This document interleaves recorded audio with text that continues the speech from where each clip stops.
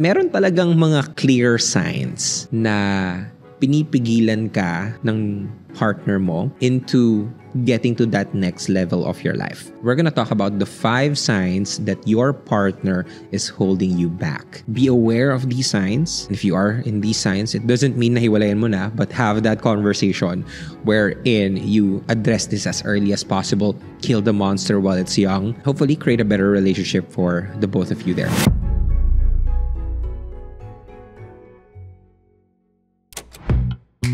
The Pod Network Entertainment. Hey guys, welcome back to Small Talk, small conversations with huge impact. My name is Alec Cuenca and I am your host. And before anything else, I want to thank you for clicking on this episode and watching Small Talk, whether you are on Spotify and listening to the audio version of it or video kung meron na, or you are on YouTube. Thank you so much for clicking here. I am trying to grow my channel on YouTube. Kaya if you are here, I am just really, really grateful for you na nandito ka ngayon. And for this episode, actually, I created this episode and the next episodes actually dahil nandito tayo ngayon sa Love Month natin. This is February and we really wanna talk about relationships. Nakakatawa kasi, you know, nung nagsisimula naman talaga akong gumawa ng content, it's all about relationships, it's all about love, right? Actually, I was still in a relationship back then nung gumawa ako ng content. And I was already trying to teach relationships. But boy, I was so young. Hindi ko pala talaga alam kung ano yung pinagsabi ko noon. However, nung naging broken-hearted ako, I also talked about relationships, how it is to be single, how to enjoy life as a single person, or maybe if you're in your dating era, balikan nyo na lang yung mga dating episodes na yun. But right now, I am in a very, very happy relationship with my jowa. We're together for 2 years. And I have learned so much about relationships that I really wanted to go back and actually talk about relationships more in this podcast. Okay? But isa sa mga napansin ko, or at least na-realize ko about all of the relationships that I had before, is that meron talagang mga clear signs na pinipigilan ka ng partner mo into getting to that next level of your life. Now, in this episode, we're gonna talk about the 5 signs that your partner is holding you back. And alam ko na pag pinakinggan mo tong podcast na to, if you click on this podcast, if you've been an avid listener of this podcast, you're into personal development, right? But people don't tell, a lot of success teachers don't tell this. But isa talaga sa mga pinakamalupit na sikreto kung paano mas bumilis ang mga success ng buhay mo is to choose the right partner. This is the only decision that will affect your whole, future. Kung gaano ka kabilis or kabagal, depende yan sa partner mo. So kailangan yung partner mo is hindi rin yung partner na pinipigilan ka, right? So be aware of these signs. And if you are in these signs, it doesn't mean na hiwalayan mo na, but have that conversation wherein you address this as early as possible, kill the monster while it's young, and hopefully create a better relationship for the both of you there, right? Okay, so ito yung mga signs. The first sign is they downplay your goals and achievements, right?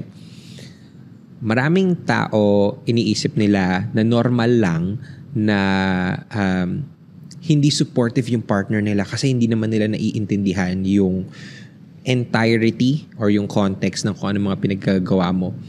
Or maybe you have a vision, you have a goal, there's like this bucket list na gusto mo mangyari and hindi nila sinusuportahan yun. And some people think that it's okay kasi iba naman yung mundo niya or iba naman siya and iba naman ako. And at least nagkakaintindihan kami, at least mahal namin yung isa't isa. I don't believe that, right? The right one for you is the one that will support you and your visions in life. Okay? The right one for you will be the one who will understand your goals and will celebrate your achievements. And This is a huge red flag. If you are in a relationship or if you're with someone and they're trying to downplay your goals, like if you're just celebrating, or maybe, this year I want to learn more about, I don't know, content creation.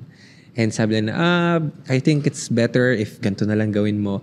Like, if you don't have that supportive energy from your partner, that's a sign that it's not, that they're really downplaying your goals. And you don't want to be with someone that will limit you into who you can actually become, right? Trust me on this. The right person will not just allow you to pursue the path of getting better, of going after your goals, but they will actually do, okay, whatever it takes to support you with that vision, right? Isa yan sa mga non-negotiables talaga. Kailangan nagkikita kayo ng vision. Kailangan sineselebrate nyo ang isa't isa. And if your partner is not supporting that or is downplaying your goals and achievements, that is a sign that your partner is holding you back. Wala, naalala ko lang kasi parang when I had a partner who made me choose whether ako or yung content creation. It's like being in that situation na kailangan kong piliin kung yung tao that I care about, that I loved, or yung pangarap ko. It's just an unfair opportunity for me, and it shouldn't be something that a healthy relationship should experience. Okay? Of course, kailangan pa rin na magkwentuhan, have a lot of opinions, but if they're constantly downplaying it, they're not the right one for you. Trust me on this. You don't want to let this go. Okay? Kailangan yung taong makakasama mo ay yung taong kahit hindi niya nakikita yung vision mo, pagkakatiwalaan ka niya sa kung anong nakikita mo. Right? So that's the first sign. The second sign that your partner is holding you back is that they discourage you from taking risks. Bakit? Because if your partner is discouraging you from taking risks, that means gusto ka lang niya magstay sa comfort zone mo. And if gusto ka lang niya na magstay sa comfort zone mo, ang ibig sabihin nito is that your relationship is based off of fear, not love. Right? It's based off of fear na baka maagaw ka, baka mawala ka, baka masyado kang gumaling, baka masyado mo maabot yung mga pangarap mo na hindi na, na mas okay na masaya naman tayo, ganito na lang tayo. It shouldn't be like that. Your partner, or the right one for you, a healthy relationship, is a relationship that will always push your boundaries, that will always try to look at each other na, oy, complacent ka, nasa comfort zone ka, kilos, gising, right? We're always evolving. Whether we like it or not, we're always evolving. But the question is, are you evolving into someone that you don't want to be, or evolving to someone who you really wanted to be? Now, if your partner is not excited about stepping out of your comfort zone, kabahan ka na. No? Kasi if nandito ka, probably malaki pangarap mo. Gusto mo mag-grow, gusto mo pumunta sa labas ng comfort zone mo. Pero kung partner mo, ayaw naman, it's a mismatch of lifestyle. So that's a huge sign that, your partner is holding you back. Again, I've also experienced this. I've also, isa sa mga linya na narinig ko from my past relationship was,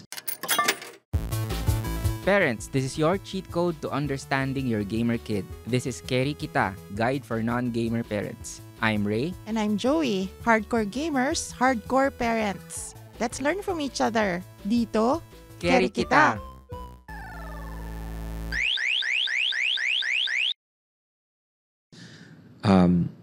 Hindi akin ka lang eh. Hindi ka dapat, hindi ka dapat nag-explore, going out there. Parang, gamit ba ako? Am I an object that needs to be I'm not a possession, right? I'm a human being and I need to evolve. Now, if you also need to evolve, then you got to trust yourself na the right one for you will support you taking risks and stepping out of your comfort zone. That's the second sign. Okay? The third sign is aligned to that is they prioritize the third sign that your partner is holding you back is they are prioritizing comfort over growth. Comfort over growth. Connected siya sa pangalawa. But basically, if ang partner mo is yung partner na mas gusto yung kung ano na yung nakasanayan, kung ano na yung dati. No, dati ganito ka naman, dati yun eh. Right? If pilit niyang binabalik yung dati, yung nakaraan, yung past, and they are not excited about who you can become, what you can achieve, that means they're more excited about the comfort, which is scary. The comfort zone is really scary, right? The growth part, right? It's also scary, but nothing is scarier than being in the same position as you were a year ago or a few years ago. So you got to find a partner that will support you in your growth, right? Especially if you're in your 20s. Guys, if you're young, like me, if you're young or if you're starting your teenage years, ang una mo nang hahanapin is yung taong katulad mo na addict sa growth, addict sa personal development, addict sa personal mastery.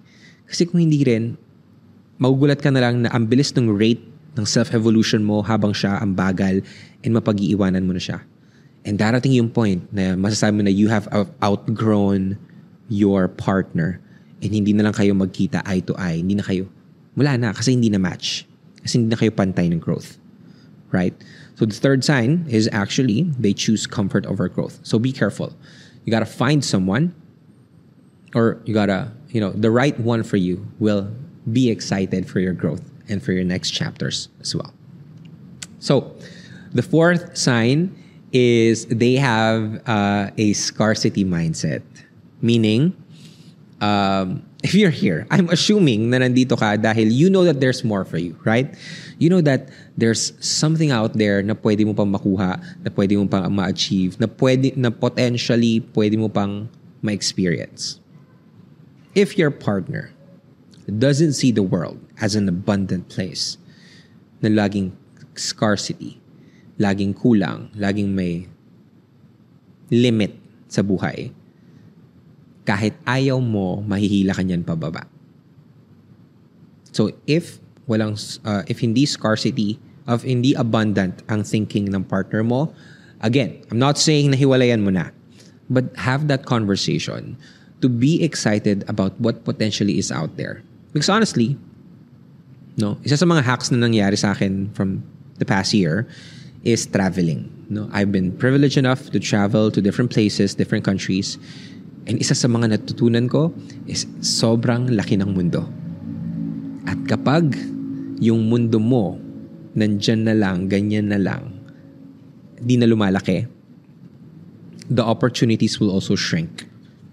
And you won't attract the best life that you can have for yourself. So be careful. If you, baka yung iba sa inyo is, okay, scarcity yung partner ko, yung jowa ko, iwan ko na siya. No, I'm not saying that. But what I'm saying is maybe expose yourself, create activities na hindi nyo pa na-experience together. Maybe go for a different hobby together. Maybe go to a different place together.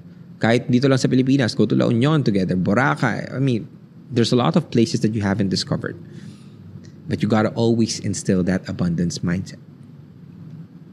Okay? If you always feel if they feel threatened by your success, then it's not really a good sign. So be careful with that. Right? So that's the fourth sign. The fifth sign is, this one is a huge red flag. And ewan ko pag di mo pa ito napansin or if meron ka nito tapos nagstay ka pa rin, di ko na alam. The fifth sign is that they manipulate or they emotionally manipulate you to keep you dependent. To keep you codependent sa kanila. Siyempre, lalo na pag tumatagal yung relationship, medyo alam nyo na kung ano yung mga triggers nyo. Ano yung mga ayaw nyong pag-usapan? Ano yung mga emotionally triggers nyo as partners? And if they are constantly using that to you, if they're constantly bringing up traumas, if they're constantly bringing up your past mistake, past versions of yourself, past life na meron ka, if they're always bringing that up, then they're probably emotionally manipulating you into staying into your relationship para ma-fulfill yung gusto nila. I mean, that's good. You're gonna be together, magtatagal pa rin kayo. But is it a healthy one? I don't think so. If you really want to have a healthy relationship, and if you believe that you deserve a healthy relationship, hindi ka papayag na just because of your past mistakes, past traumas, past version of yourself is malilimit yung kung ano yung pwedeng mong magawa as an individual. Isa sa mga nakita kong relationship na medyo red flag sa isang relationship is pag nagiging masyado na kayong codependent. Kasi pag codependent kayo, nakasalalay na kayo sa isa't isa. And that's not healthy. You need to still have your own identity. You still need to have your own identity para meron ka pa ring sariling kilos, sariling pangarap, sariling ikaw.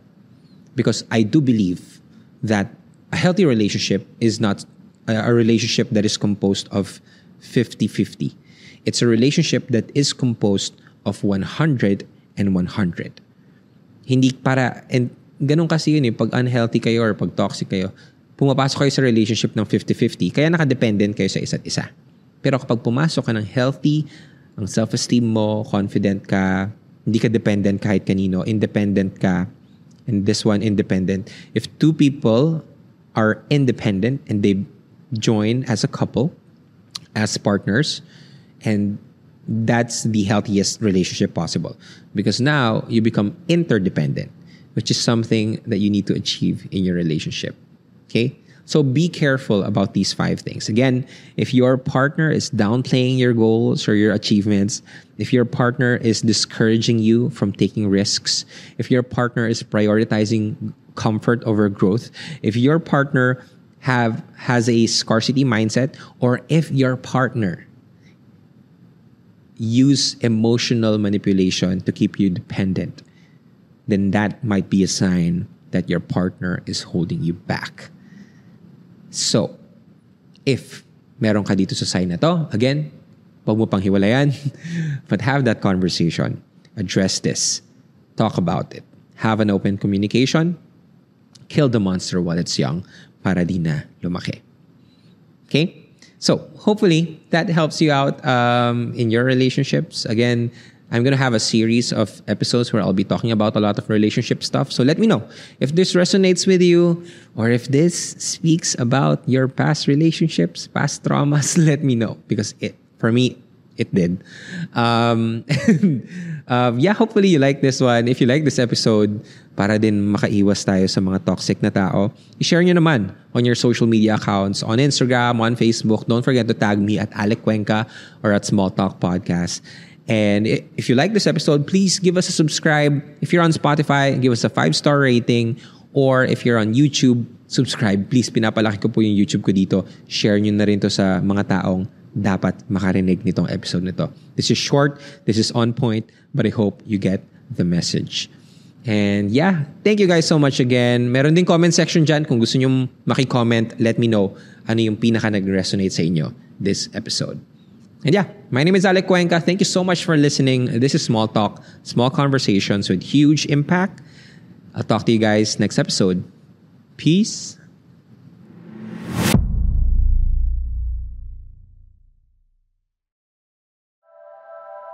The opinions of podcast creators, hosts, and guests are not necessarily reflective of the official stance of the Pod Network Entertainment, its hosts, or other network programs.